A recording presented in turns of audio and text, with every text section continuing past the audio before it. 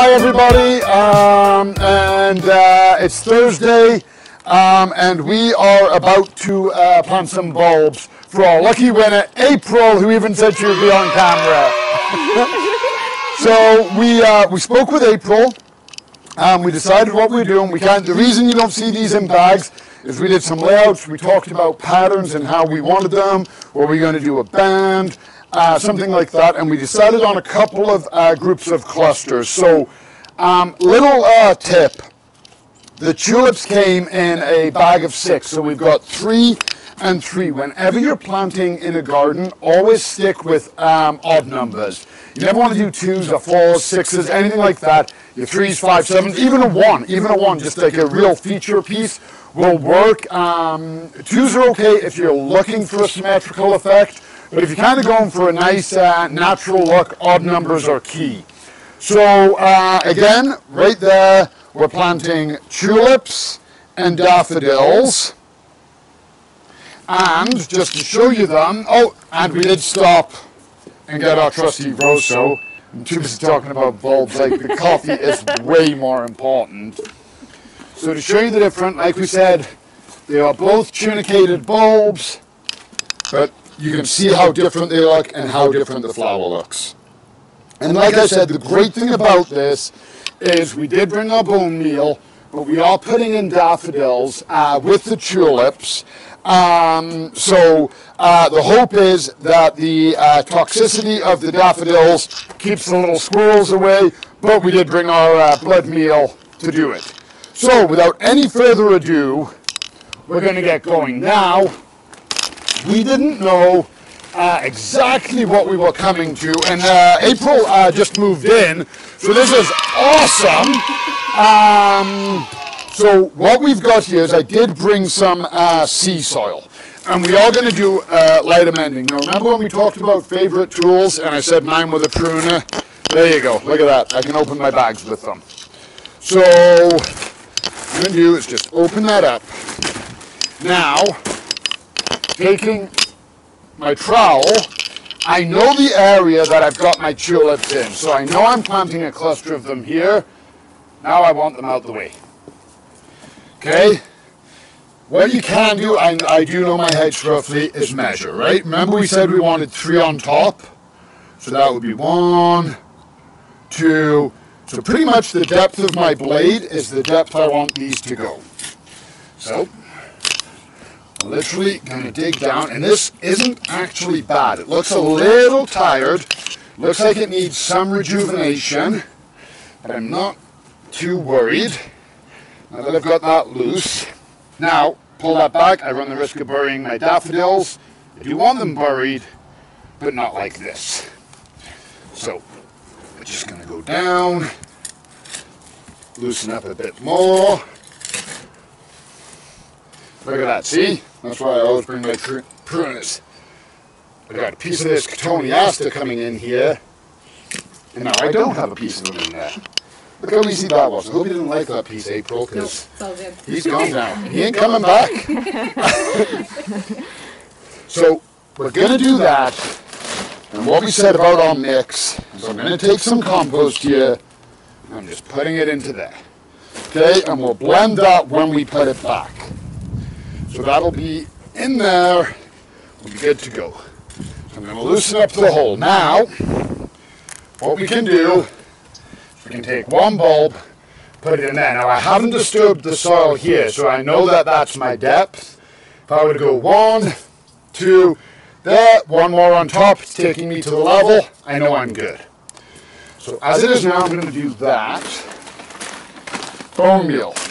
Remember, do not get your bone meal and your blood meal mixed up. You want to use your bone meal to go in first, and then literally take a handful, looks like little bones, and then dust the bottom of your hole, okay? Just like that. Give it a little mix if you want, and then literally I'm going to take my tulips, firm them down, but you can see I'm not burying them. I'm making sure I've got good contact, but I'm not trying to bury it like that. Okay? And they're literally going to come up. 1, 2, 3. Any other planting. So now, take this with my compost, and I'm backfilling. And exactly what we said, this is a really good soil, so I'm not too worried about my 50-50 blend. You'll notice I've went quite deep. The reason for that is I don't want to put my bulb in the soil, have my soil like that, and then firm down and crush this part of the bulb. That's very important. So I'm going to go about half the hole deep, and now, just gently, using the heel of my hand, I'm firming. Again, we're not I'm not putting my boot to it and firming it down. I'm not compacting the soil. I'm just firming it around so I've got no air pockets. You know the worst thing about bulbs is that you do all of this work, you look back and you're like, wow, it looks like I did nothing. In the spring, you do all this with your annuals, you look back and it's colorful and it's beautiful. But then in the spring, you get to do nothing and you've got the reward. So that's what you want to look at. So we're just going to take this with the compost. We're going to do that. Now, April told us, we were talking about the squirrels and whatnot, and she said she has a little chipmunk living in the woodpile, which is awesome. I absolutely adore chipmunks, except for when they dig up my bulbs. So now, it's the blood meal. And again, we don't want to get them mixed up. So we're just going to open that. Okay, and that's what it looks like. Bone meal in this hand, blood meal in this hand. So you can see there is a difference. And we're just going to dust the top. And again, you'll notice I'm not getting into the roots of the cotoneaster. Now, cotoneasters are notoriously hardy, but I still don't want to fertilize it. We don't want to fertilize at this time of year, so I'm keeping it here. We even pruned out the roots that are going to go into there, so any that leaches down into the soil, we're done. And that is literally all it takes to plant a bulb. And down a little bit. I know that I moved a few of these, so I go boom, boom, bring them back. I know that's roughly where I want my daffodils to be. I've got a good distance between them. I lift them out. And remember what I said, the hole can't be the same depth because the bulb isn't the same depth. So 3 tulips on top, I need a deeper hole for the daffodil because it's a bigger bulb. So it's not one size fits all. Rarely is in a garden. You really want to go down and make sure you've got the correct depth for your bulb. It does make a difference.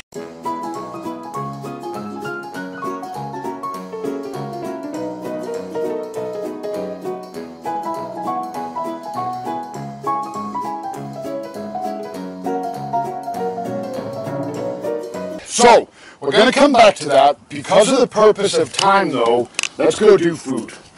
So, and by that I mean we're not having a snack break, we're going to talk about the garlic. So if you remember, the third bulb we give away in our giveaway contest was a garlic bulb. Now, we already discussed what's happening inside the bulb, so we don't need to do that. And we're going to do the same thing. And one thing to remember, whenever you buy these, there's going to be instructions on the inside. So you want to read them. If you're unsure, watch our video. But it literally says all of that. It's got everything that you need in there. And we're literally going to do the same thing. Trying to see if there's anything. Nope. Exactly the same as planting. So we know we're putting a cluster in here, like that with garlic. And April was very happy to find out, get rid of that weed, that these bloomed as well. So I'm going to grab our sea soil, because I do want to amend the soil.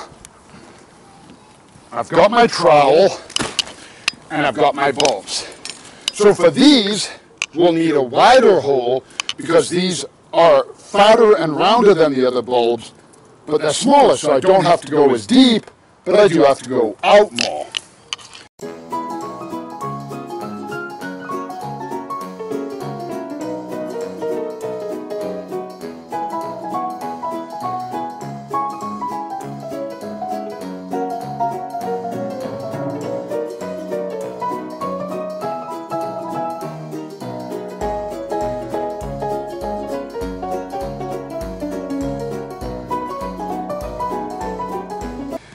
It can be tricky and it can be frustrating planting bulbs, but believe me, when you see it in the spring, it is so worth it. It's all the effort now to get a great payoff. And like I said, they're a perennial.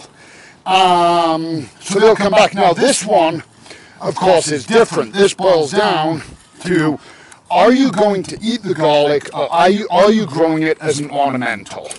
And what we'll do is we'll touch on that more in the spring about harvesting garlic and what you're going to do. So, just cleaning out my hole a bit more. Got a good depth here. Just want to widen it out a little bit. Wow, lots of good roots in here. And again, if this was a more delicate plant, I might have picked somewhere else. It's a Cotoneaster. They are notoriously hardy. That's why we see them all over Calgary. They can take our weather. So we're going to do that. You know what? I'm widening out even a little bit more, just to be sure here. Again, I want success. So if it means it takes a little bit more effort, the bulbs aren't touching. So I'm just going to check our depth.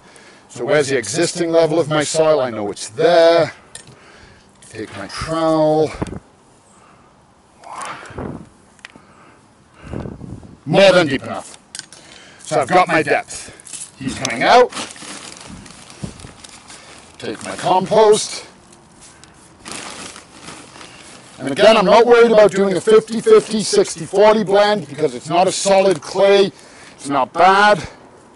Even though I know the look, I'm still going to double check my bags because I have made the mistake before. It's real easy to make.